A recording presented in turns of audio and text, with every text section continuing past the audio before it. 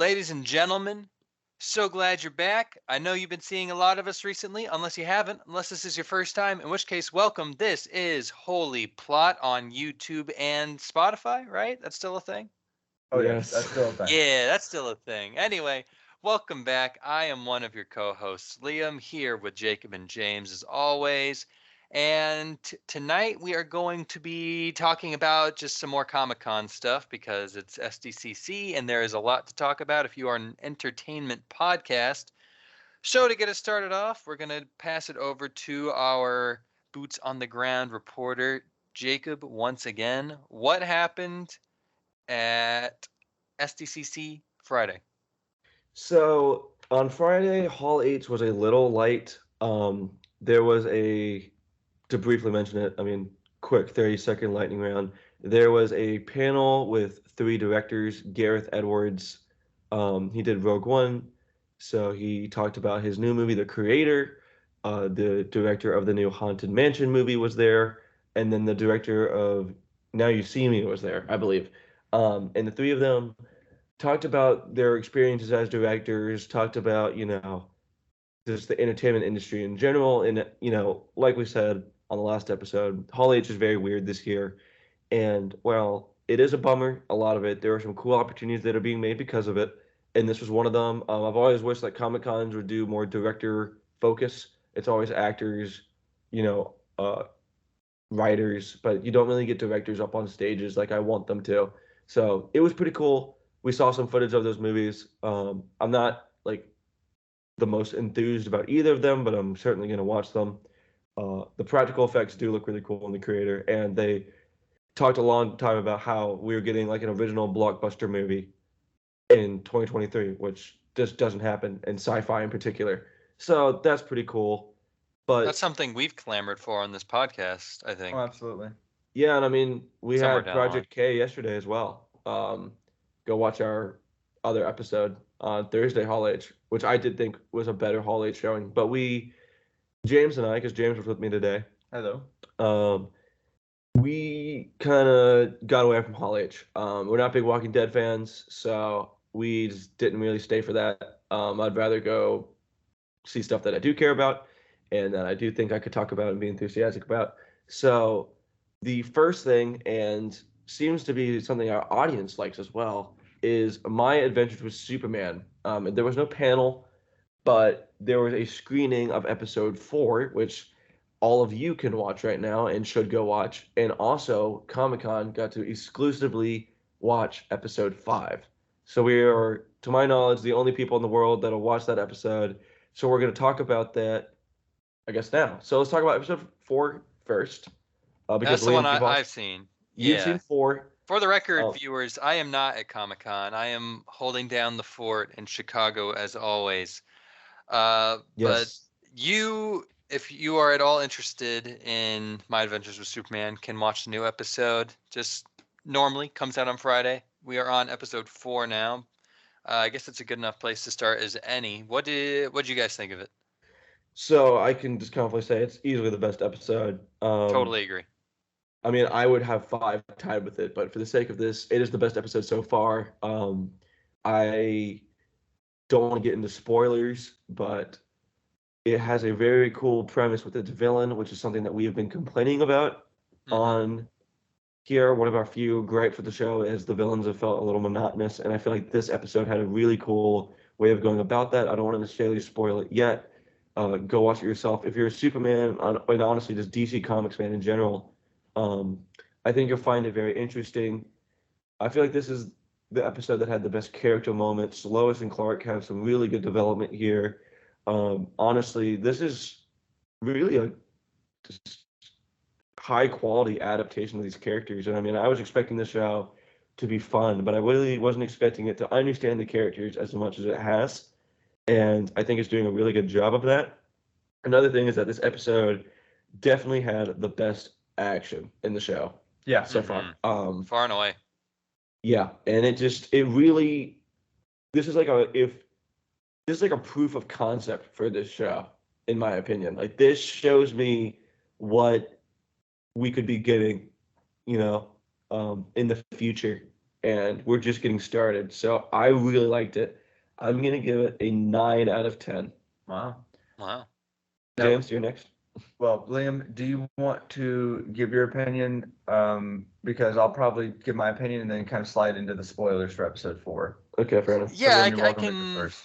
I can give a brief spoiler-free bit. Most of what I have to say about it is probably spoilers as well, but to talk about it spoiler-free, I absolutely agree with Jacob. It's the best episode, bar none. I have been marginally less enthusiastic about the show as a whole compared to my co-hosts here, just because really I'm not as big of a Superman fan in general as they are. But I've still enjoyed the show. I think the first couple episodes are very kiddie feeling to me, which is fine. But it was a whole thing where it released midnight on Adult Swim, and so the marketing and all that sort of led you to believe that it was going to be a bit more mature, and then like yada yada yada. Long story short, the first 3 episodes they were good. I'm not sure if they were episodes I would watch, or it would be a show I kept up with if it wasn't kind of my job to do so with Holy Plot. But that has changed with episode 4. This is absolutely the most. I'm trying to find the right word for it. It's the episode. Gritty. Not even gritty, because I don't want to. Balance tone. I don't want it to make it seem like I'm only into media that's like mature and dark and gritty. It's the one that feels the most like a cartoon that I would have enjoyed when I was a kid in a good way. Like it's very spectacular Spider-Man-y. It's very you beat me to it. The Batman-y, if not the movie, but the show. If any of you watched that underrated masterpiece.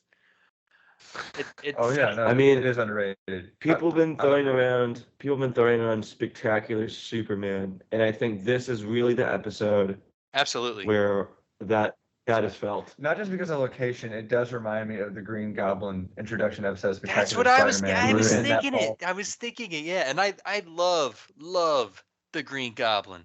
If you know anything about me whatsoever in my personal life, which none of you do, but now you do. I'm letting you in on this because we are. We're not just podcasters. I want us to feel like family. No, family. I'd say. Fair enough. I love the Green Goblin. I really love the Green Goblin. So like you're gonna become the Green Goblin. Well, Liam, with that love infused into this episode, what would you give it out of 10? Considering that it lit a tiny little Green Goblin fire in my heart adjacent shit, dog. I'm gonna give it an 8. Sorry, it was a little anticlimactic, I'm sure, but I don't know. I'm not gonna give it a 9. I mean, I gave like Oppenheimer a 9. I'm not gonna. Yeah, no, that's fair. But it's a bump up from your previous. I mean, it's an 8. It's a good 8. It's a good 8. When I rate something, I rate it for what it is going for. What is its objective, and how effectively do I feel it is? I'm not like. If that's how we're rating it, if we're rating it on, did it do a good job of being a new, fun, exciting Superman cartoon? I would give it a 9. So I'm just explaining how I rate it, but I'm not trying to refute your perspective. No. I feel like that's probably a better way to go about it. So I'll. Okay, so James, as far as animated superhero content, this is probably a 9er. So James, what's your verdict before you get into spoilers? Yeah, I'll go non-spoiler first.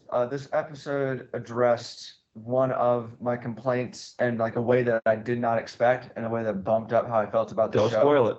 I won't. I know what your complaint is. Don't spoil it. But yeah, then there's one complaint that I can save because it's another trend with the show. One that I don't think this episode corrected. And it's kind of like, okay, this might be a problem for me. But we'll see. But just my thoughts on the overall episode, it was the best that the tone felt mixed. Okay. Like everything, like the romance stuff with Lois, and then the Superman stuff where it's like, oh, here's the freak of the week villain. I thought that all of it was very balanced, a lot like the other animated shows. Yeah, I mean, for superheroes. It it just really, it feels like it has found its footing completely. Like the boot felt like it fit with this one. Yeah, It felt like sure. with the first three, it was kind of a bit of a tonal experiment. I think based off of what some of the producers and showrunners, like what they came off of last time. Yeah. And I think here it's like paint, and now it's all blending into this beautiful brown, this excellent, This beautiful this brown. beautiful brown, yeah. Not a rainbow. Okay. Because we're science accurate when we talk about mixing paint here on Holy Plot. Hell Alright. yeah. So Fair enough. I You would know say what? the show has a beautiful brown to it. I think Okay, I give us your think verdict so we can talk my spoilers. verdict is an 8 out of 10, and I don't think that it's spectacular Superman yet, but I feel like that is But I feel the energy. that's the path We're getting they're there. This is the I- closest I- we've been for sure. I think if they got a little bit more experience with like this animation style and these models and everything, and their action and their storyboarding, if the action gets faster, The action was great in this it episode. was. But I'm saying like Spectacular Spider-Man is a very fast show, Mm-hmm. and I feel like it could be Spectacular Superman if it gets to that point with the animation. Yeah, and I want to preface right before we go into spoilers that I am just a big Superman fan. So Really. yeah, so I didn't know that. I'm gonna take my scores with a grain of salt. I think an 8 is probably a little bit more accurate. Getting to watch, and I think a big part of it is just the environment we were in. Getting to watch 1,000+ people love Superman just warms my heart. Like, Yeah, I want to talk about that. Watching it with an actual crowd of yeah, I mean, James watching it with an audience, and I think that we can kind of transition into spoilers a little bit here because of that.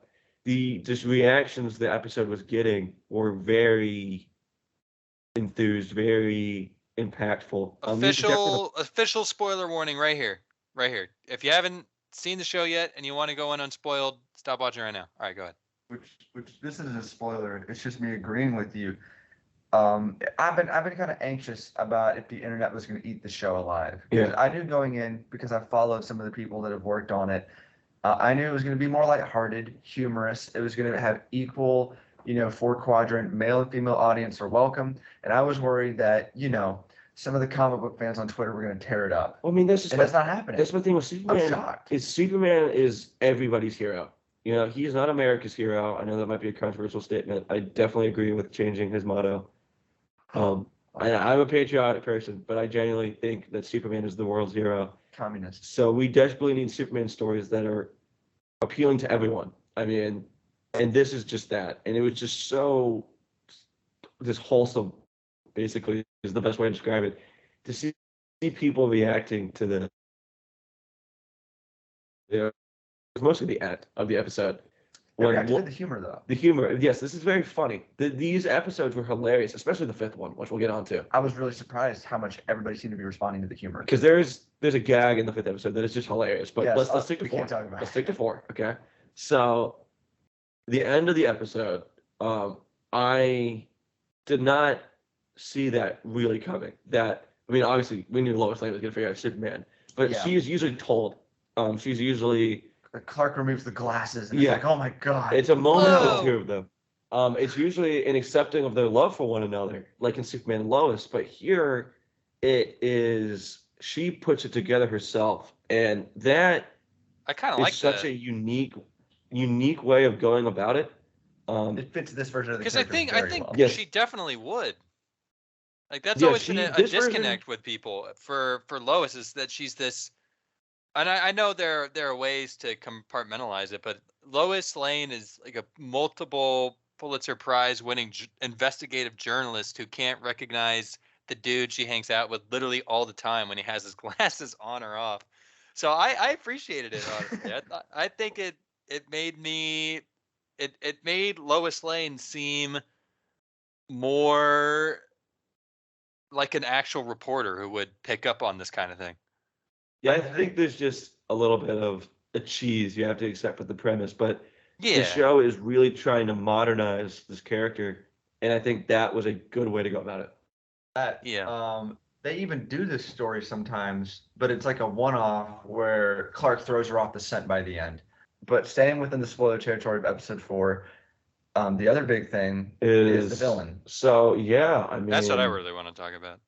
Yeah, Leo, I know you're a big fan of Parasite, I am a big fan of Parasite. and this is a very unique take on Parasite. It's very epic, badass, cool guy take on Parasite. Yeah, it's like a Evangelion Parasite. He did look Well, like it starts as an Evangelion, and then it starts getting a little Godzilla-ified. there are I guess. Evangelion fans in the team of this show after the Oh, mech of Yeah, the I first episode and this. Yeah, the mechs of the first episode are just like they're 100% like in canon, just like ripped from Evangelion. Like the lead designer from the show was like, yeah, that's our inspiration. Like you got us, When and the I feel even more here. I mean, with the yeah, way when like when the the way Parasite suit has its mask on, it's basically just Unit 1, yeah, I which is mean, even awesome. like the I'm way here like for it. even like the Eva's mannerisms in the show because I just watched Evangelion, so we won't pontificate about it too long, but Good show. like it. Yes, go watch it. Lois gave him a little kiss on the cheek and said, "That's a big boy kiss." Oh man. We'll That's do the not rest when you acceptable. get back. I Um, can't that's ruin. funny, James. That was a good one.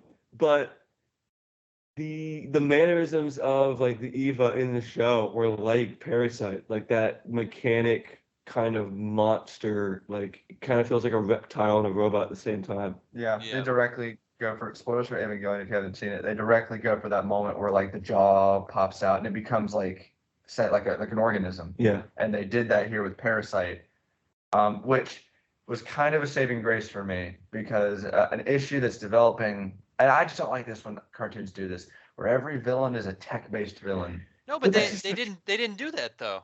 It's exactly true, man. Well, that's what I was going to get at is this episode.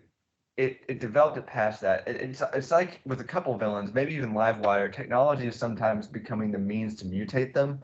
The fact that it's that they do mutate him out of it being armor. That's what kind of sold it for me. I mean, You, well, it's you know what amazing. this is kind of like? Hmm. It's like if in the Amazing Spider-Man 2, stick with me. If in the Amazing Spider-Man 2, Jamie Foxx's character, no, I'm so serious, fell into the vat of evil electric eels, and then he fought Spider-Man for the first, or not even the first 2/3, just the whole movie. He fought Spider-Man as like a mech in this electric eel tub, and at the very end, he gets shocked, and he comes out as Electro, and he goes, "I'm gonna get you for this later, Yeah. Spider-Man." That's basically what happens, but it's cool. It's cool. I made it Which, by the sound way, lame, but it's cool. Yeah, I mean, that's actually a really good point, though. It's for the same reason that I wouldn't want every Spider-Man villain tied to Oscorp, because in some ways that can remove their variety and their distinction. Mhm. However, I don't. It's more. It's more. It's this a concern that's this going is a away. nitpick It's a nitpick. of It's- crazy but proportions. it's going away. No, I just don't like when the villains become really homogenized. But Okay. my point is that We have to wait till episode 5 to talk about your point. I can only refute your point once we start talking about episode 5. So please. that's totally fair. But I'm saying this episode actually it started off as more of a nitpick, and then it got. Well, I mean, it got away from it. Is what I'm Amazo trying is to just say. a robot. So you can't do Amazo, which I don't think we really outright addressed. This episode takes Amazo and basically morphs it with the concept of Parasite. And they have very similar skill sets. So it's hard to believe they haven't done this before. Right? Yeah, it feels natural. I usually hate and despise when you homogenize two villains together and just like I think it just Fuse them together. yeah, like, it's trying to have your cake and eat it too. It's trying to have everything but having nothing. It's like doing Taskmaster, but she's also this random original Exactly. Black Widow character Um, too. It's like just two different characters. Yeah, I can't stand it. It annoys me, but this is a very good example of it. It's the exception to the rule, and I think it works just because of how similar the skill sets of the villains are.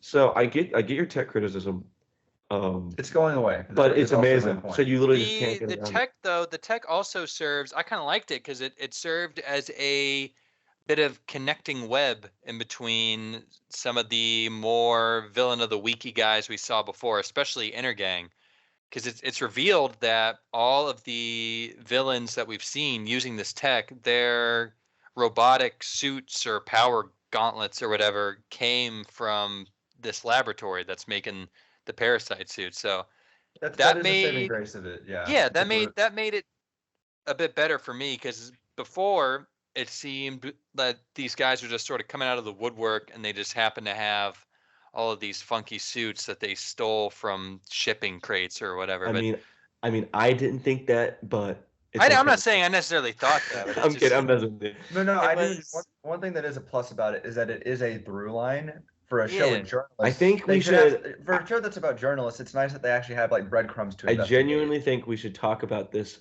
in episode 5. Sure. Okay. Well, how much do So- we want to give out on episode 5? Like, I don't know. I think pretty much everyone's gonna skip a spoiler section if it comes out. Well, we'll get there. We'll get there. Let's just. Do we have anything else to say on episode 4? Because I That have was one last good. thing.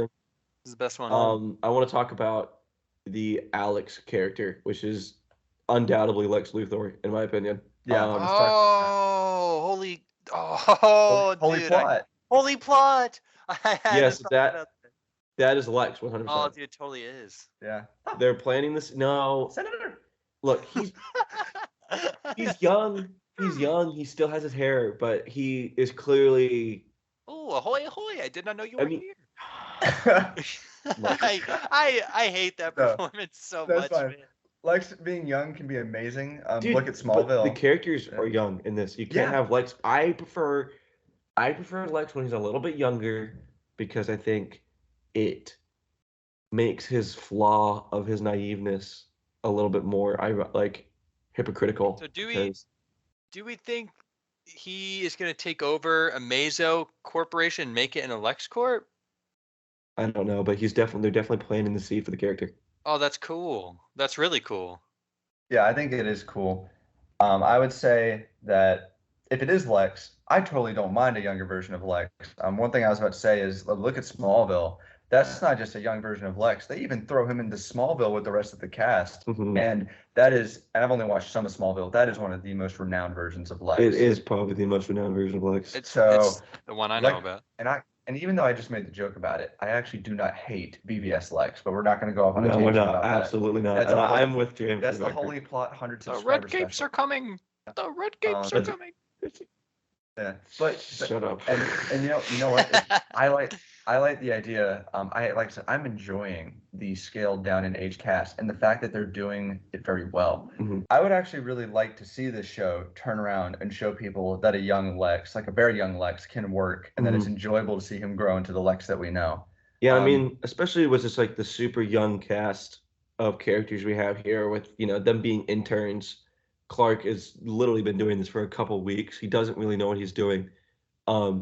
I think it'll be cool to have a Lex that also doesn't really know what he's doing. And I'd love to see the show even do Lionel Luthor as well. Mhm. We haven't seen Lionel Luthor explained like on screen or explored on screen for a while. So that's really all the thoughts that I have on episode 4, though. Yeah, I mean, I think we've basically summed it up. So Very, we're gonna move very on. good. We're gonna move on to episode 5. We have seen it, James and I. You all have not. You're not gonna see it until next week. Sucks to be you. I have But- not either. Don't worry, I'm with you. We are not going to spoil anything. We're going to make sure that, if any of us slip up, we go back and edit it, so you don't have to worry about that. I'm just going to let you know what you should expect, kind of give you some idea as to the worth of the episode, essentially. I do think this episode is just as good as 4. I think it does something stronger, which I can't really get into, but we saw it with a crowd.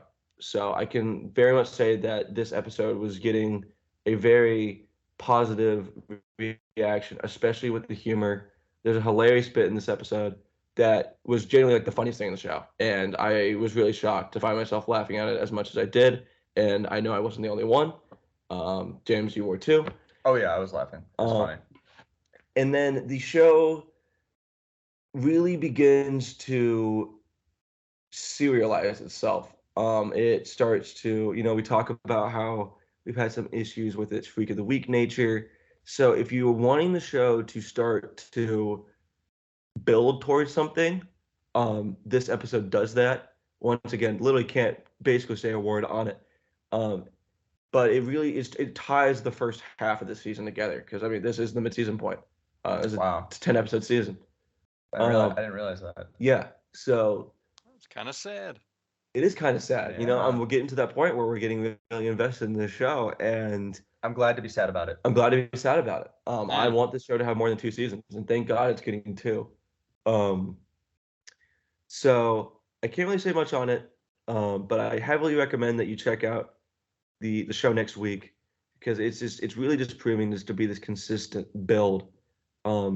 Personally, I think I like this episode a little bit more than 4. Which is I would agree. Mm. I would agree, and I can speak to why, and it's definitely Okay. You can do so non-spoilery. So yeah, going off of how episode 4 ended, that Lois, she gets out, she gets her investigator board out. She's like, Clark Kent is Superman. So this episode is her trying to prove it, and not going to give away where that ends. However, they get fun humor out of that, like we talked about, and they get good relationship stuff. They've really started to invest the time into seeing Lois and Clark's relationship like you grow beat by beat.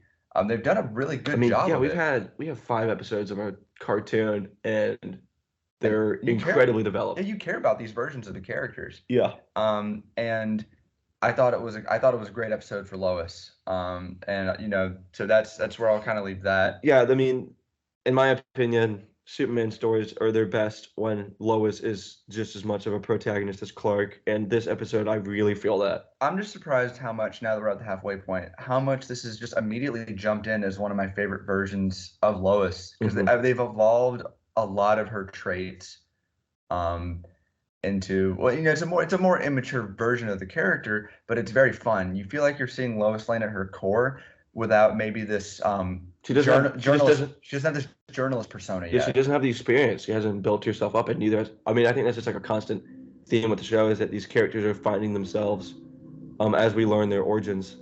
So you can kind of get a grasp for who they are before they're the characters that we know. In a show like Superman and Lois, where Clark has been Superman for 20 years, and not like there's not merit to that, but it's cool to see that perspective. So I think there's also, not getting too into it, but yeah, as far as what Superman is doing in this episode, the most I'll say is that what Jacob said is accurate. If you wanted to see some of the serial stuff pick up and it not be caught in Freak of the Week for too long, you'll start to feel that satisfaction. And we really are just throwing out the Spectacular Spider-Man comparisons, very, very, very loosely now. But it's a fair comparison to make, if maybe not in quality all the time, at least in intention. And this reminds me of when, once again, halfway through the first season, it's like, oh, Peter's found out about the big man. He wants to know who the big man is. That you're starting to see that the Freak of the Week stuff has some reasoning to it. It has been laying groundwork for where the show is ultimately going. I really enjoy that. I think that's basically all we can say. That's really all we can say. That's really exciting. Just as someone who has not watched it, I'm definitely going to watch it. And hey, viewer, if you want to hear our thoughts on it, tune in next week when we will go into it. There you go. Subscribe. So I think. Do you have anything else to say? I do. Two small things. One thing is, I thought this was actually the best episode with handling the Superman feel, not the Clark and Lois stuff. Okay. But as far as when Superman is suited up, using his powers, this is actually, I think, the best episode. When he's in his fight, as he is in each episode, I was like, I feel like I'm watching a real proper Superman cartoon right now. Yeah. So I think they're getting more confident with the Superman side now. Yeah, I mean, I think they really spent the first act of this show setting up the characters and their dynamics and their relationships, and now we're gonna get that juicy Superman mythos and plot and really be able to explore that. And I don't think that would be as rewarding if we didn't have that intimate dive into the characters that we got in the first chapter of the show. Yeah, my last point to say is, and it really has to do more so with watching this with the crowd, I am really glad to see that, even in a time where there's a lot of cynical storytelling, I am really happy to see that this very optimistic, very Superman with trunks kind of tone of a show. Yeah. I am happy to see a modern audience embracing it, enjoying it, having fun with it. I'm sure the show has detractors, but this show, I haven't seen many. Honestly. I haven't seen many, and maybe they're gonna rise up as the first season ends or something. However, there's this anxiety in DC Comics with how they handle the character. I'm sure in fans too, that, oh man, can Superman not fully work like he used to? And that's led to all these reinventions of him. But I think we're getting back to just realizing that he's like Steve Rogers, that you don't have to change him that much. I mean, yeah, I have never really fallen out of love with the character. I've always just disagreed with the whole "is he dated" concept. This show wears it on the sleeve, though, to just do him how he's always been done. This is just Superman.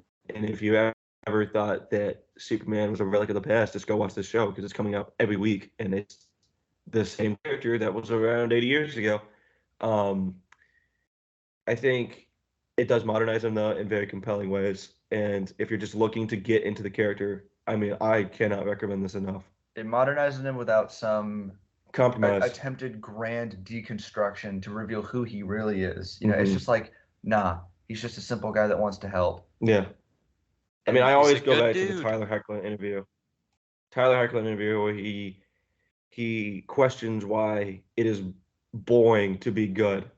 And he really asks listeners and the audience and just, I guess, consumers of media why we're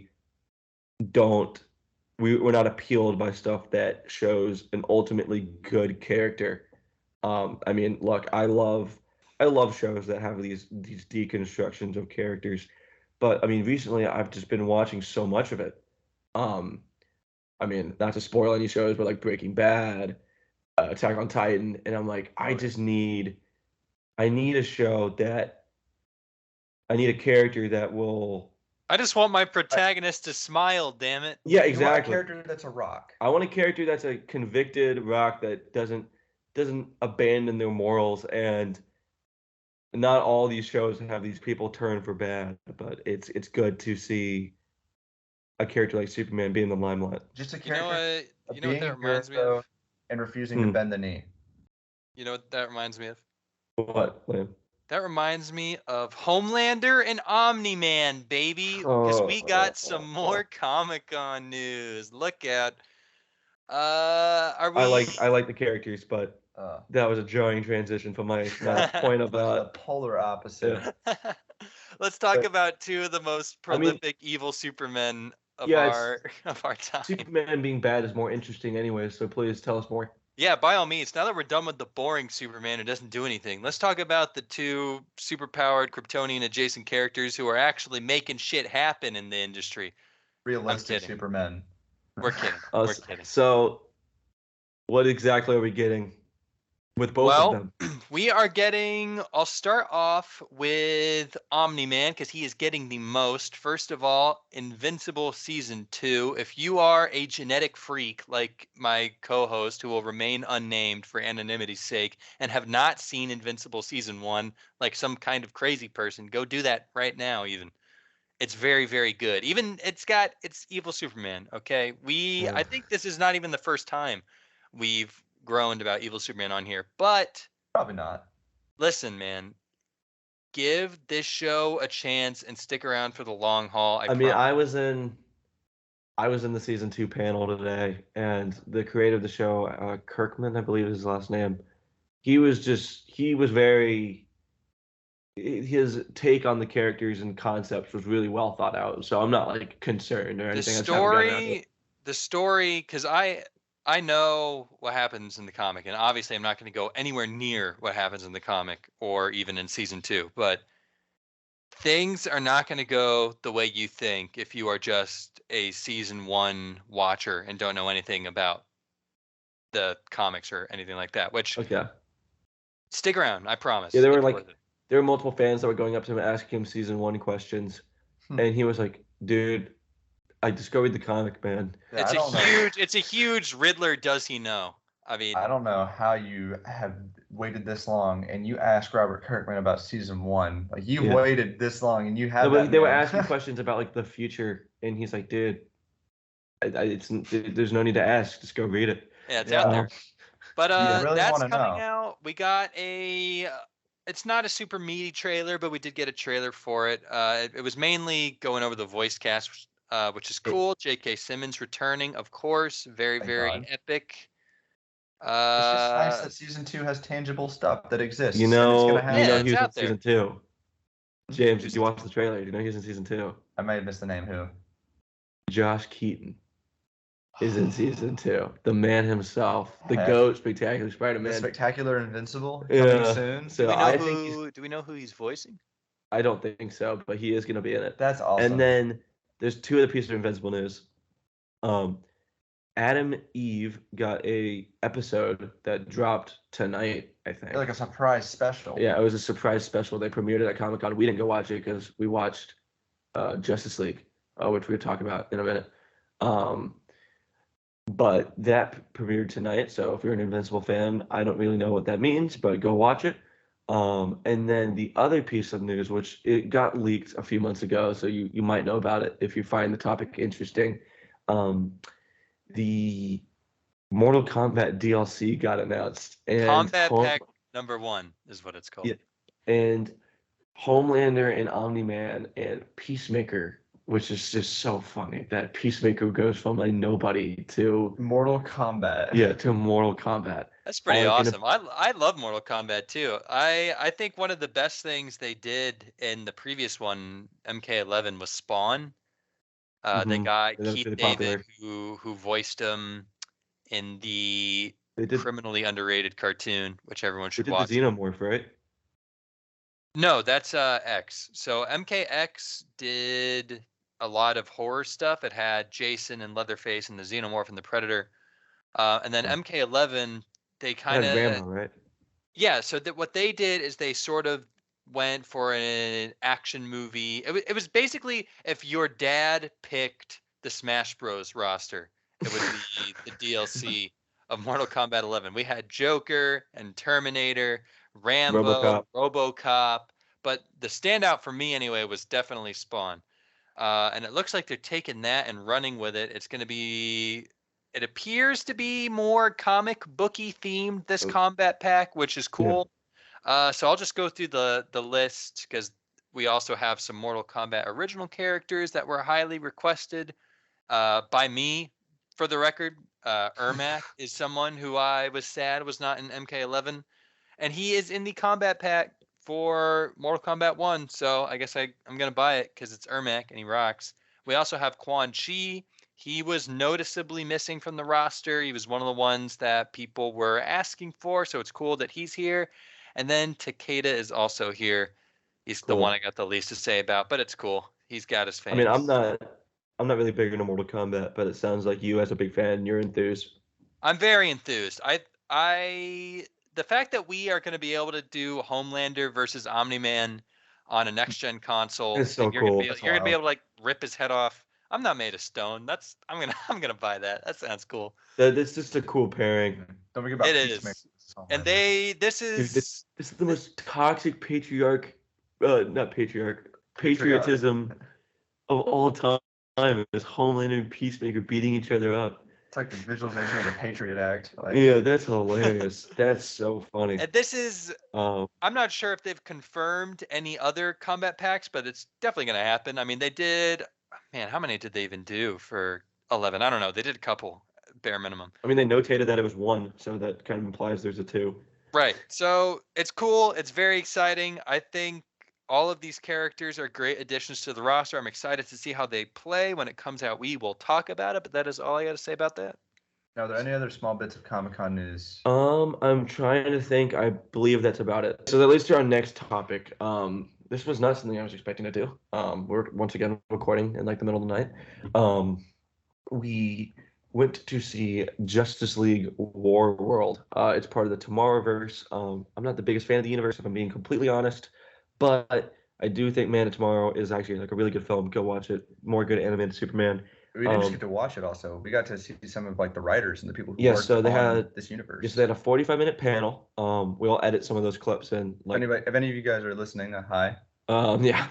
We saw a 45-minute panel. We'll edit some of those clips in that I took from the panel, just like last Comic-Con episode. And then we got the movie. So let's talk about the panel just for a brief second. So how did we feel about them? I mean, I didn't even know that these guys have been in the game for as long as they've been. I mean, we're talking 30 years for the executive producer, I believe. Yeah, he name dropped Justice League Unlimited as if he'd worked on it. Yeah. So I was like, wow, okay. I was not there, for the record, viewers. Yes, he was not there. Tier. They seem like, I mean, I was just shocked because, these movies have been a little confusing to me. I'm like, why are these animated movies coming out? And once again, they need to be. I love animation. But why are these animated movies coming out and they're just like their own little corner and they're just like chilling, but it sounds like they're completely autonomous. They get told they can do whatever the hell they want to, which they clearly have because they've made some controversial choices with this universe. I think for the most part it's all right. And they make money. They I said it, like, we keep making them because they keep making money. So I don't know.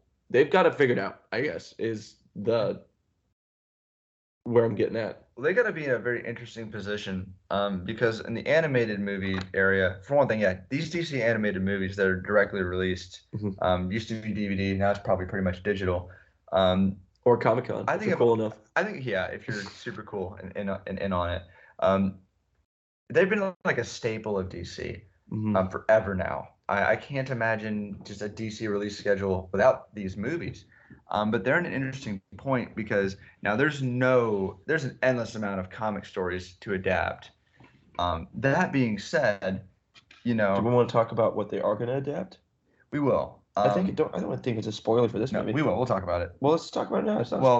Well, I wanted to just say that the one thing is they have to create another shared DC universe when there's already been a whole new DC animated movie universe. There's the original DC AU. They got to find new ways to do things, and in some cases like this, original stories, to set themselves apart. And Aren't so, Well, they I think aren't we they should just about to homogenize it into one big thing anyway?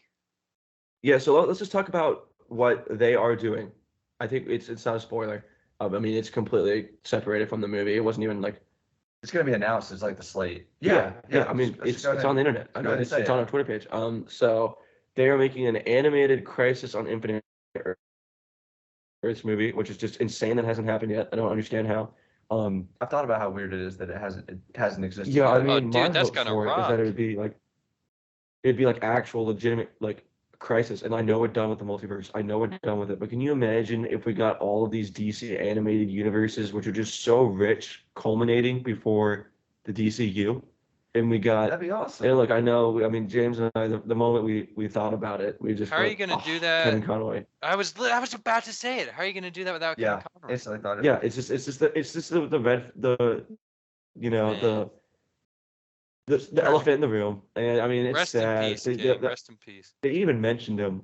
They mentioned him during the panel and just got like a roaring applause from the Not in crowd. relation to Crisis. Not in relation to Crisis, but I still want them to do it. I think Kevin Conroy would. I think he loved the fan base and the properties so much that he would want them to continue with it. Would it be a little? I mean, obviously I don't it want would them to be, like AI his voice though. I mean, dude. Oh my No, God, I would lose my mind. I I would would. lose my mind. I don't know what I Um, would. about all that. I'd hope for a tribute.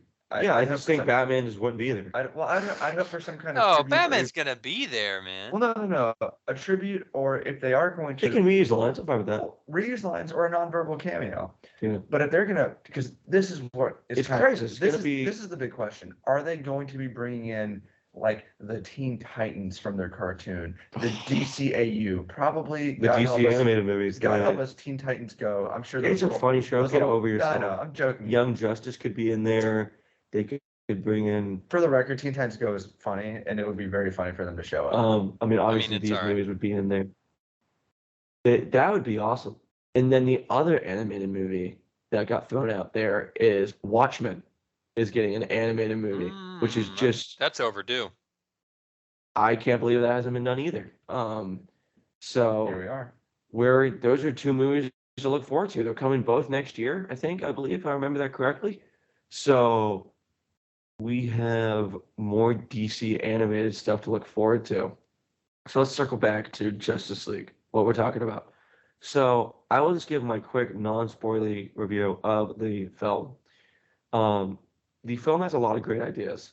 The um, directors behind the film and the writers talked about their ideas at length in the panel before, and you could tell that a lot of thought went into it, and a lot of them do get well executed. However, the first half of the movie is, in my opinion, significantly worse than the second half. Um, the ideas are just not as well thought out, in my opinion. If you don't know, the premise, James, can you just give us, separated from the movie, describe, because Mongul and Warworld are kind of a neglected part of DC. So give us Yeah. the 15-second. What is this concept? It's a giant sci-fi gladiator planet where Mongul, this bad guy, he captures people, he brings them in, he says, "All right, fight for entertainment," and that's kind of the gist of it. That's what Warworld is. So- it can take different shapes. Yeah, but so that's the general here, idea. here Jim Lee, they mentioned it. Jim Lee wanted to play with the idea a little bit. So instead of it being like this gladiator kind of ordeal, and I think this is a really cool take on it.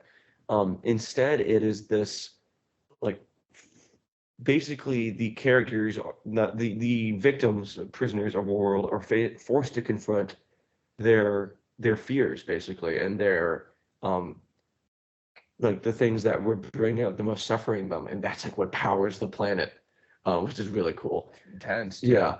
So this is once again, this sounds like an awesome concept, but I just don't think the execution of it was the best. So it's basically a Trinity movie. It's not really just a movie. It's not. It's a And Trinity movie. It was really cool to see the Trinity. Like we always get Batman and Superman, but we never get the Trinity completely focused on.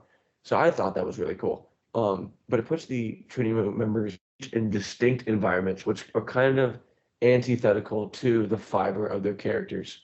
So Wonder Woman is thrown into a Western environment, which is kind of fun, but a little lackluster in my opinion. Batman is thrown into a barbaric environment, kind of like a Conan sort of thing, which Yeah. makes complete sense. That's the environment I mean, it makes sense. Batman would despise that. And then Clark is thrown into this noir environment about this investigation against an alien, which kind of plays into his fear of not fitting in on Earth, which, my opinion, is definitely the best of those kind of anthology. I mean, they describe the movie as basically an anthology. It still builds, but as it builds, it gets better. So if you're not enjoying the first half of this movie, I would definitely watch the second half if you're already playing it. But I mean, I just hate to say it, I was just a little bored in the first half. It didn't grab me. I mean, James, what do you think? So just section by section, Wonder Woman and the Western stuff. I actually enjoyed a fair bit. I mean, it's still Western Wonder Woman. It's still kind of like It was like just- a cool it was just cool. gimmick. You know, it was just cool. By that point, the movie, it was holding my attention. Just fun action. I don't really have too much else to say on the Wonder Woman part, other than it was a good time. The Batman part was where I was starting to get to this point. I was like, okay, I want to know where the movie's going here. I kind of just want to start, tipping showing its hand.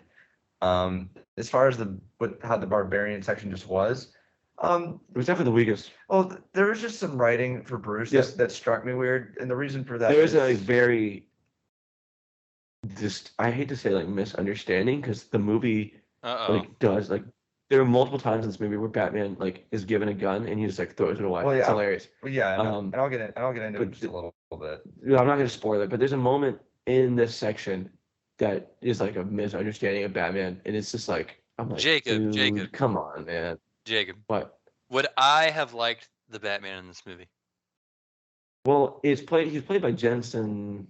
Jensen. No, Ackles. not He was- like how he is. Like The way writing. the way he's understood and written. Would I have? Well, jived it's like an anachronism, this scene. It's like it just happens. It doesn't contribute anything to the plot. It isn't in line with his characterization. It's not like a purposeful thing. Here's Or what it's like I don't know what this is. Now I'm It's not- rooting for a spoiler section. it's not like a purposeful thing where it's like they are trying to deconstruct Batman or anything. It's just like this weird misplay, it seems. It just seems like it's like a hiccup. Well, my read on it is that Don't spoil it. I won't. But What the hell is basically going on here? this whole movie, it has certain things to say about like the core of these characters as they're put through the stress of Warworld. It's just putting these characters in an environment they're not used to. And it's like the whole movie's pretty consistent in that intention. Mhm. And then this scene just kind of forgets that in a moment. And it's a bit odd. And it feels like they maybe just forgot the memo for one scene. Yeah. However, the movie moves on past it. There is a wider context to the movie that it makes sense under. So it's not like like this crazy moment where it's like, what did they do? But like the movie establishes, because like they're kind of got like a bit of an amnesia thing going on. Yeah, that's what I But was gonna say. the movie establishes though that I don't think it's like a valid, like I don't think it's like a good counter argument, because the movie establishes that while they have forgotten their memories, they haven't forgotten like the core Their of them. core character. That's what I was saying. They Yeah, have their like- core attributes. They like they- have these gut feelings. Yeah, that, they like, have like these intrinsic traits that are just like, yes, there is no Clark Kent without that. There's no Bruce without that. There's no Diana without that. And then there's just this one scene where Batman just does this like, it's just All like, right, what is it? Can we please? okay. You're killing me. So All right, let's just spoilers, get into spoilers because we Yeah. really can't talk about the rest of the movie without the it. rest of the movie, we have to talk about spoilers. So- let's go for it. In the Batman section, he is accompanied by this barbaric dude. I don't know Okay. who he is. He's kind of a nobody. I thought he was Slade Wilson for. I a thought he was second. Slade. I thought I don't know. He's But just Gorak, but- the Ravager, or whatever. yeah, Like, but they go through this like Minotaur maze where there's like this Yeah. like Minotaur ghoul chasing them, and they're handcuffed together because like Bruce was like technically a prisoner in this context, and Bruce ends up getting to the other side of the gate, and this prisoner guy does not. So the barbarian gives Bruce the key to unlock the chain so that he can get to the other side. And the barbarian gives Bruce the key, and then he's like, all right, now let me through. And Bruce is like, no, I'm not gonna save you. yeah, they did And like a then- Raiders of the Lost Ark, like What? throwing No, the guy they off just moment. they just did a Batman Begins, where it's like, I'm not gonna kill you, but I'm not gonna save you. No, Wait, yeah, is this barbarian like a bad dude, or is he just like a No, random? not really. I mean, It's actually, I think, worse than that because he does like a smirk. yeah, it's just like this. It's kind of like a sorry, my priority is Man. saying you're dead. And it comes across And like then- it's this Batman who is around so much death that it doesn't quite ring with him as much. He doesn't have his trauma. But I don't understand because this movie understands the core traits of these characters so well. It is a theme of this movie. It is clearly something they were paying attention to. And then there's just this weird scene that it just, I mean, I'm not trying to be too nitpicky about it, but it was like completely contradictory to the objective of this film. I think it definitely took me out of it a little bit. For a second. Let's just move on though. There's not much really It's to just say. an odd moment. It's just an odd moment. It's weird. If it stumps you when you watch the movie, then it stumped us too. You're not alone. But we'll move on to the section that I think is the strongest part of the movie. Which I mean is a given because Superman's in it. So the third chapter of the film focuses on Superman. He is like a noir. He's in like this noir 50s environment, which is really cool. He's Clark too. He's Clark. Kent, and he thinks he's Clark Kent. Yeah, he doesn't know that he's Superman. So we watch him investigate this alien sighting, and of course, it's like in this Warworld like challenge. Basically, it's getting at the subconscious of his fears and his anxiety over being an alien and not fitting in on Earth. And he watches these humans react to this alien sighting, and they want to go kill it, and they're threatened by it. And it really understands Superman. It was definitely the most engaging part of the film. It's just the best written part. It's black and white. It's just really cool. I mean, eventually this film is releasing on digital next week. So go watch that part. You can watch it in a bottle. That's the cool thing about this movie. You pretty much can. And actually, like, I mean, I think any breadcrumbs to the first part, you don't need the first Yeah. two. I personally think that this movie would have just worked way better as an arc in like a Justice League TV show. It feels like 3 episodes strung together, Yeah, it doesn't feel like a movie. which is fine. I I mean, mean, it's inherently a bad thing. They got to do what they wanted, and I'm glad for that. But it does feel a little disjointed, a little inconsistent. Like they were talking about the production of the film, and they're like, "Yeah, I took this part, and then Jim took this part," and I'm like, I kind of like it was a bit of a red flag for me because I'm like, that sounds really unorganized.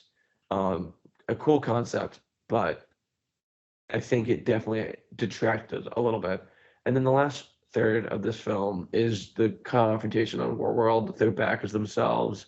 It's revealed that Mongul had strapped Martian Manhunter to this like device thing and was basically like mind control. So the last part of this movie shows us Warworld James, what did you think about it?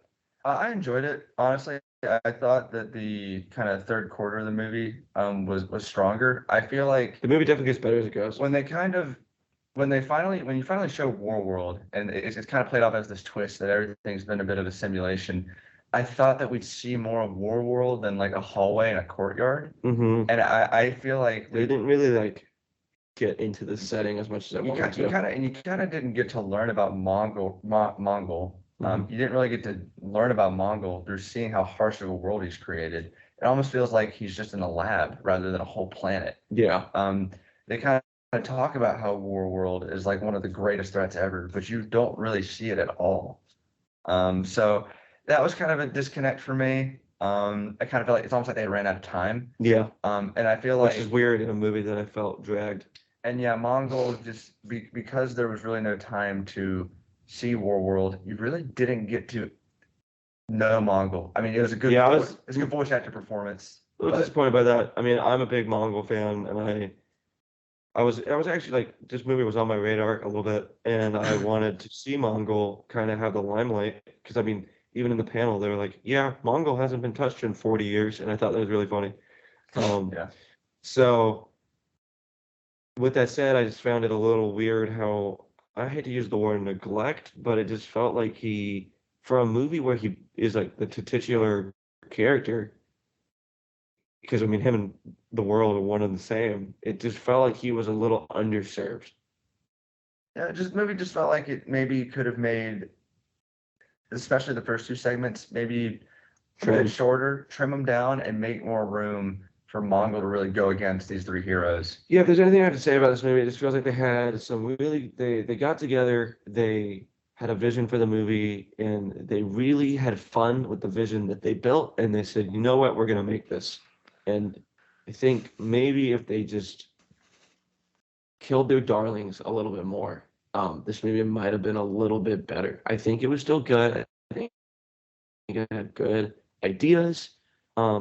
I will say, as far as my recommendation goes, if you're a DC fan, check it out. If you're not, I don't think you're going to get much out of this. I think it's clearly tailoring to the most passionate of fans for the IP. It didn't blow me away. I'm going to give it a 6 out of 10. Speaking of the most passionate fans, this movie does the absolute best thing ever by having more Martian Manhunter content. That is true. So for that reason, I have to give it a 10 out of 10. What did you add? What was A, your ve- a actual grade? What very did I actually give it? objective, unbiased 10 out of 10. Unbiased. It understands that Martian Manhunter is the most important character. However, actual opinion. Actual opinion is it was fun. I haven't watched some of these DC animated movies as much as I talked about how much I care about them. I got a bit burnt out. Yeah, I'm a bit burnt I out like too. the ones that are varied, that they actually like adapt a story and adapt the visual style. I mean, I'm excited for the next two coming up though. Oh, yeah. I actually am gonna watch those. But as far as finally tapping back into the shared movie universe stuff that they do, I had fun with this. I did. What would you give it out of 10? Out of 10, I'd give it a 6. It was good. I enjoyed it. Yeah. I liked seeing an original story. Yeah, Probably I mean, go, okay, I go a billion out of 10 here.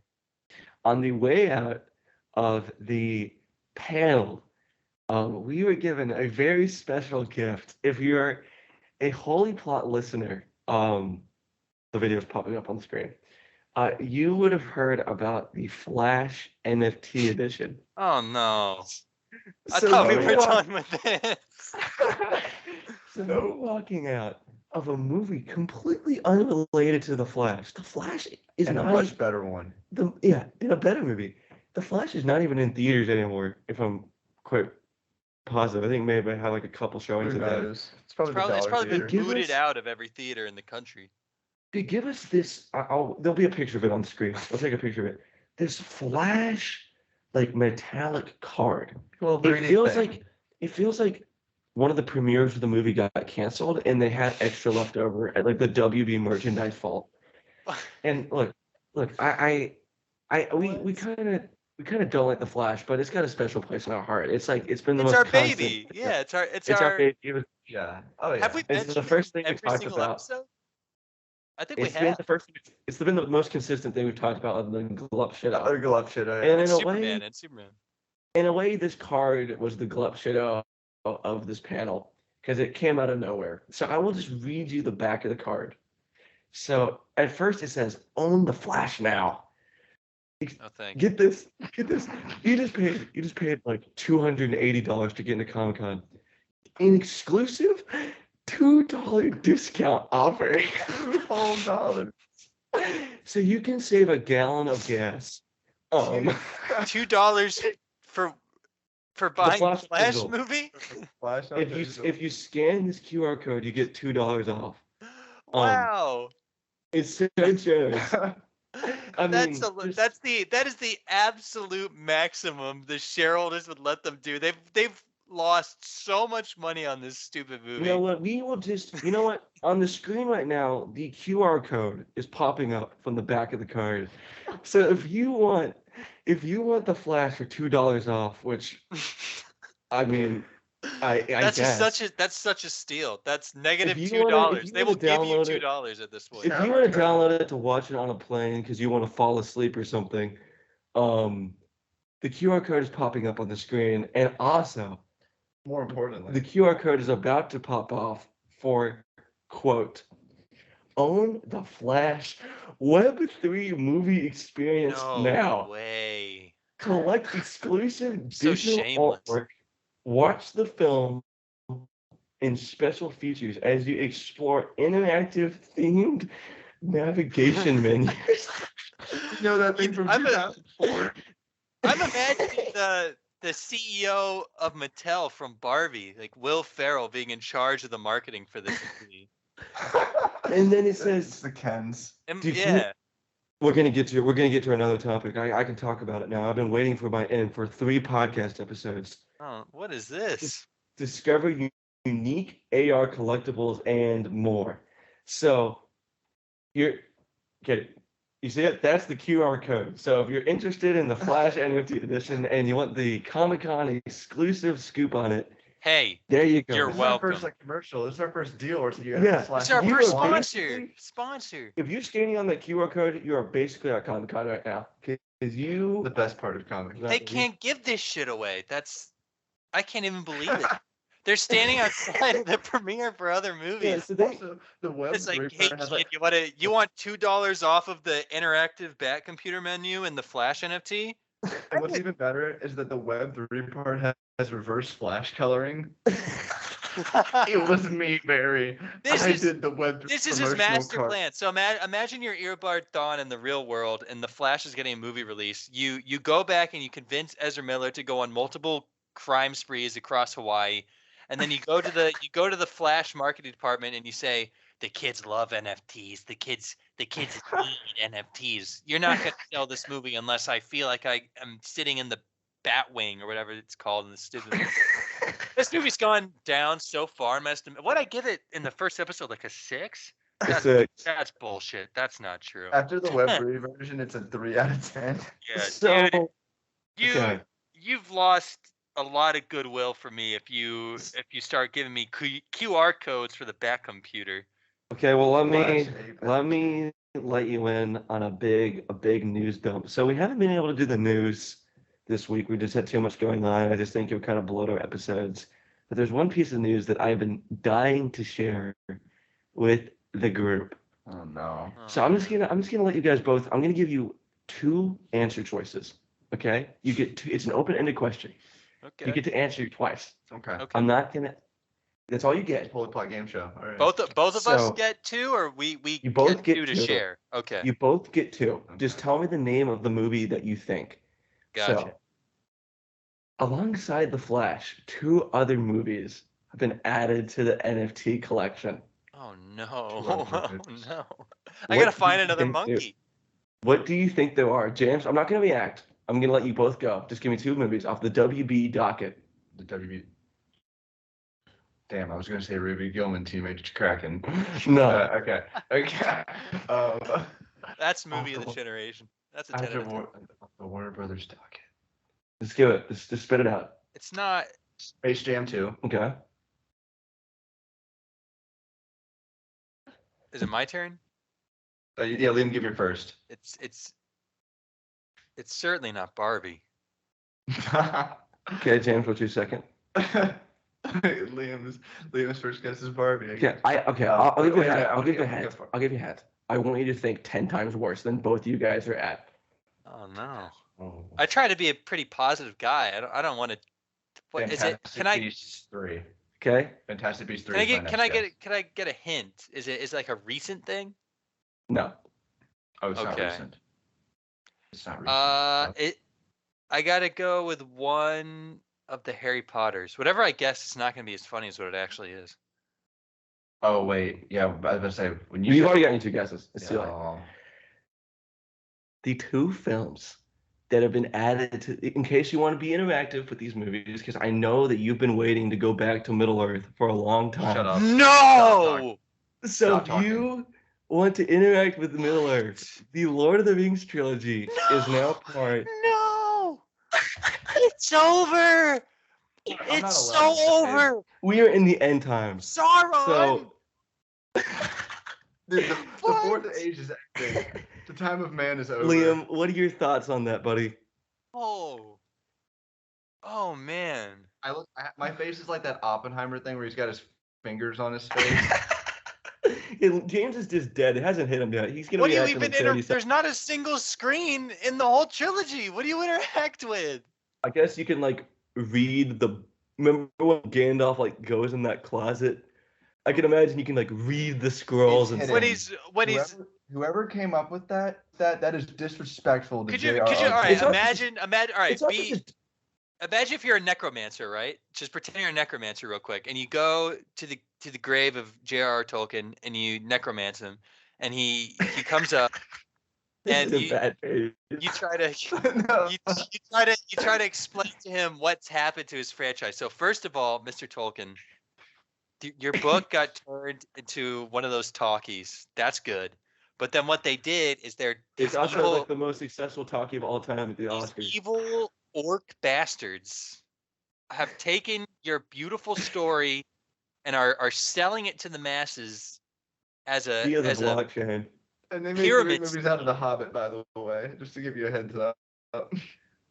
Can you imagine, like, being able to, like, you can literally go own part of the Lord of the Rings movies as NFTs right now. What do you think he'd say to that even? I don't think he'd understand. He'd take a huge draw from his pipe. I don't know what the hell you're on. I will get back up. I will be okay. But you're soulless. So Warner Brothers executive who came up with this. So You know what? With this kind of amazing foresight, and really, one thing I'll say about Warner is that they've always had their finger on the main nerve of the culture. It's why they went under. Like, this is just another genius play from these talented individuals. And then, look, I'm a massive Lord of the Rings fan, but in true poetic fashion, the other movie that is going up on the NFT blockchain and was recently disrespected by WB, in my opinion, is Christopher Reeve's first Superman film. For some reason, It's like if you didn't know, the NFT crowd just loves that movie. It's like taking a laxative and then using the Constitution for toilet paper. is what they're doing to some of these incredibly iconic movies.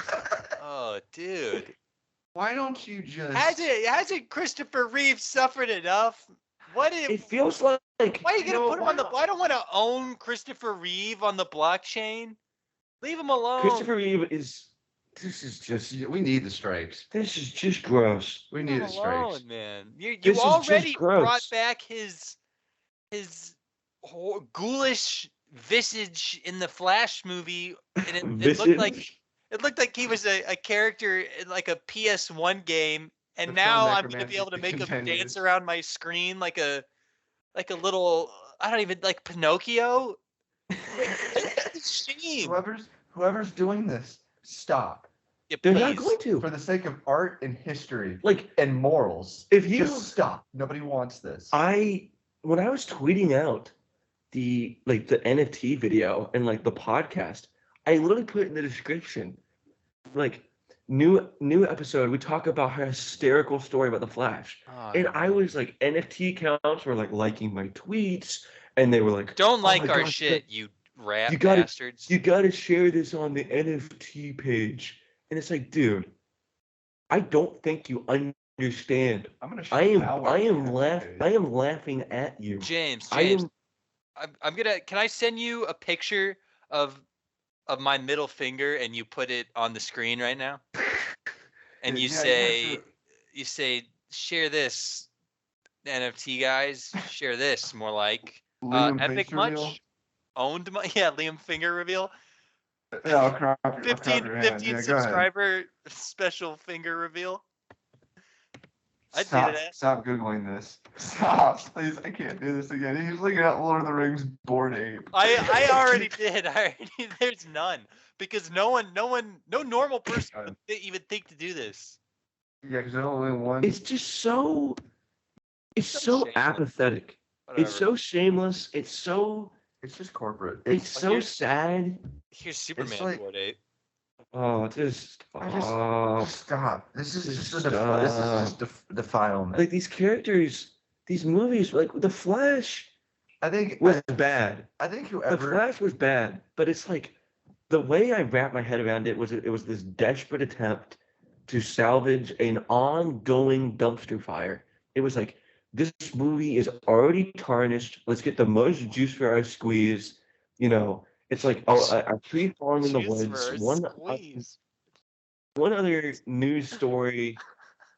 Shut up. isn't there a certain health read? One other bad news story about the Flash is like, it's not even a big deal, you know. But to go back to the Lord of the Rings, I mean, literally, it's all of our favorite franchise, all three of us, and do something to it that really Holy lasts. shit. Jacob, I got something for you, man. Okay. Here we go. This is the newscrypto.com. It says that this is the beginning of a new era, first of all. And now, when you first announced the Lord of the Rings NFT to me, this is the first time, viewers, that I've heard about this.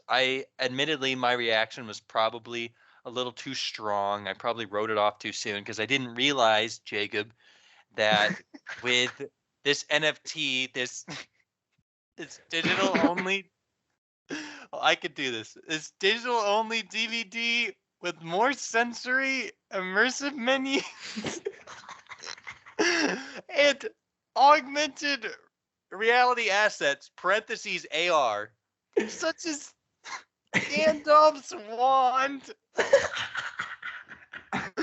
Gandalf's iconic wand, which he never uses one time because it doesn't exist. I'm sold. Yeah, these doesn't have a wand. What are you fucking talking about? There's no Gandalf wand. Who came up with this? You want me to spend? How much are they trying to pawn this shit off for? You want me to buy your digital DVD? So really, I own nothing. You're selling me nothing. It says Yeah, here that's the whole thing. They're not selling you anything. It's just the concept of it. Yeah, it says that it gives the bearer the same right to see the film's footage as if it was on Blu-ray or DVD. Dude, I have the right to see Lord of the Rings right now. I've got the right to bear arms and shit. I don't need to give you any money just to wave around Gandalf's wand. What are you talking about? It's like 4 a.m. It's happening again. I can't escape it. Look, I just want to talk about this for a second. Did you put up a really shitty PNG of like a magic wand with Gandalf's head on the tip or some shit? I just want to talk about for a second how people have been like increasingly concerned about the exploitation of the Lord of the Rings IP. It's a Pandora's box, but people didn't like that we got Rings of Power. People were, recently they got acquired by Embracer Group, so there's a bunch of video games in development. Of course, we got Gollum. Game of the year. They did Magic the Gathering, and now it's this, and it's like, where does it stop? Let me just say, and this isn't even for the viewers. This is just for us. I said when it was first announced that they were doing Rings of Power, I poo-pooed it, and you poo-pooed me for poo-pooing it. But I said that the show can be as good as it wants, which we like the show on Holy Plot. Yes. Most people don't. But I would prefer that the show not exist if it meant keeping the Pandora's box closed, which gives us Lord of the Rings Gollum But and it's like, Gandalf's NFT wand. look, I understand what you're saying, And but mobile games, I by the way, understand. stop getting ads for new Lord of the Rings mobile games. I Yeah, understand what you're damn. saying, but that's gonna happen anyways. Not It if has nothing. not if the estate is protective of the IP. I said for a long time that Christopher Nolan, when people look back at him, we're going to realize how much he did to protect the franchise and care for his father's work. Mhm. And here we are. Absolutely. This is Absolutely. disgusting. Whoever turned Lord of the Rings into an NFT, knowing that everything that Tolkien stood for, they probably didn't. They probably didn't do their homework. Yeah. They don't give a shit about it, like They environmentalism. cut down the last fucking Trupula tree, and here we are with O'Hare Air. The You know, What's the one behind. you know, Everybody needs an NFT. screw this. It's just. It's just as hollow as the Illumination movie, funnily enough. Do you guys know about biggering, by the way? This Yes, is such an aside. Oh God. Do you know about this? You got us raw once I again. know about the big Yeah, thing. they when they originally were making the Lorax movie, they had this awesome rock ballad called "Biggering" that the Once would sing, It's and it instead was of how bad can I be? it was basically calling out shitty mega corporations and people like the Illumination executives who shat out the Lorax film. And it was legitimately great. Like, it's on YouTube with storyboards. You can watch it right now if you really want to. But they cut it out because it was making fun of them. Yeah, it was too intense. So I mean, you I don't see even how know to where I get. got that from. I'm genuinely so tired. All right, so Disgusting. I think that is all on this NFT segment. I just thought it was worth bringing up. I thought No, it was it's a sequel to given Flash. the how hilarious that we found this whole NFT thing. I just honestly was like, This is worse than the sewer tunnels in Babylon. it's like you No, it isn't. You are Frankensteining. it's You are not. Frankensteining these movies to put them on the NFT blockchain. You're wasting my time, and it's just stupid. It's like I'm beginning to be glad that I'm sitting up here in my jammies, not having to be. Dude, Jay, we're gonna get Kubricked. Like, No, we're not, because I'm gonna go buy some Flash NFTs because they're very useful. Wow, I can't believe the Illuminati is real. Anyway, thank you guys so much for watching Holy Plot. But next on the podcast, we're gonna wrap up Comic-Con, of course, and then Liam. Don't think that Liam is slacking. He has been forcing himself to play Pikmin 4. I've been receiving the most cardinal pleasure on earth by diving into the manifold glory of Pikmin 4 on the Nintendo Switch. So we're gonna have an episode coming up on that, and an episode coming up on the conclusion of Comic-Con. So we got 2 more episodes coming up. I know there's a lot of content coming out, but luckily you're going. just so endeared to us by now. Yeah, you dunderheads have been lucky. I haven't been at Comic-Con. You haven't had to deal with the melodious sound of my voice very much. We got stuff on the docket. Don't even worry about it. But unless there's anything else I am missing, I think it might be safe to call this one, gentlemen. What do you think? Yep, I think so good. too. So please stay tuned for more, like and subscribe, and we will see you all later. Bye-bye. See you next time on Holy See ya. Plot on YouTube and Spotify. Don't forget Spotify. Maybe listen to us twice. Maybe listen to us one time in the car, one time in your house. Tell your friends about Holy Fall Plot. asleep to Holy Plot. Work out to Holy Plot. Yeah. Do reps for the plot. I heard that if you, and this is true, this is backed up by all the most modern medical science. I heard that if you work out while listening to this specific podcast, it's basically like doing legal steroids. So do that. I heard that. Do it. Comment if it works, like the video if it works, subscribe if it works. It doesn't make your dick small either. That's accurate. It's like steroids, but it doesn't shrink your salon. That's true. Yeah, best podcast I think out it was there. Barack Obama who said that. Anyway, thank you very much for Just wait listening. until you see what's on our Patreon. No, that was actually Gandhi, Liam. Oh shit! You know I get them so confused. It doesn't even matter. All right, right. goodbye.